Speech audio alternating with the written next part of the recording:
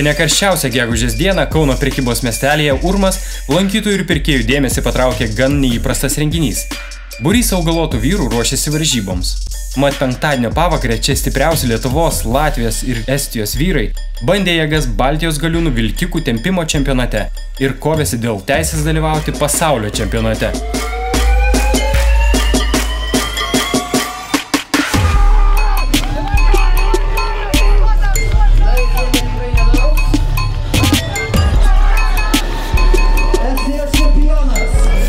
Susirinkusių smalsuolių minė audringai reagavo į visų galiūnų pasirodymus, tačiau visgi simpatijų neslėpė stipriausiam planetos žmogui Žydrūnui Savickui, kuris vienoje rungtyje nusileido savo varžovui ir tuo sukėlė dar didesnį intrigą.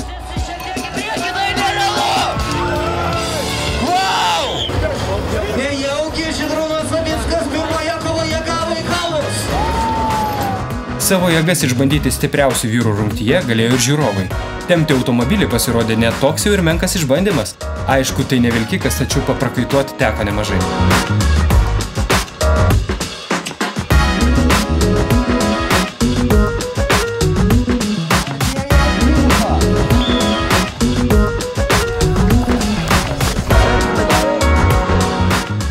Ką valgot, kad toks stiprus? Pagrindė tai karkas, kiauliena, po pusę kilogramą pageidautina kasdieną. Ir nuo vieną kartą valgau, bet nuo 9 iki 5. Aidint gausiems aplodismentams ir paskatinimo šūksniams, jau antrą kartą Kauno prekybos miestelėje Urmas rengtą Baltijos galiūnų vilkikų tempimo čempionatą be konkurencijos laimėjo Žydrūnas Savickas. Salė kilnojam svorius, bet vien salį treniruočių neužtenka, reikia daryti ir tas rungtis, kurios yra varžybose, taigi tenka ir vilkikus tampyti, ir akmenis kilnoti. Treniruotės mažai skiriasi nuo varžybų. Žydrūnas Savickas neslėpė, Kauno prekybos miestelis Urmas yra ta vieta, kur jam malonu ne tik dalyvauti varžybose, bet ir apsipirkti. Tad ir iškart po varžybų jis tikėjosi užsukti į centrinį Kauno turgų maisto produktų gausiam savo valgiaraščiui. Viską valgom, kas skanu ir kas sveika.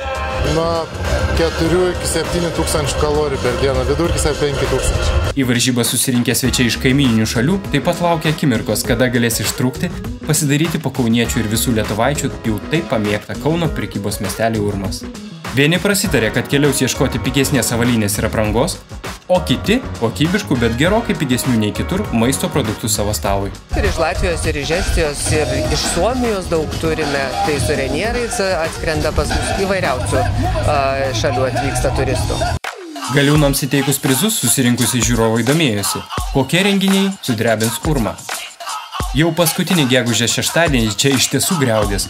Motociklų varikliai, mat vyks festivalio Baikerių naktys dieninė dalis, kurioje bus renkamas gražiausias ir triukšmingiausias motociklas, žiūrovų dėmesį prikaustys įspūdinga ekstremali stuntridingo programa, į Kauno prekybos miestelį Urmas rinksis baikeriai iš visos Lietuvos, Baltijos šalių ir net tolimojo užsienio.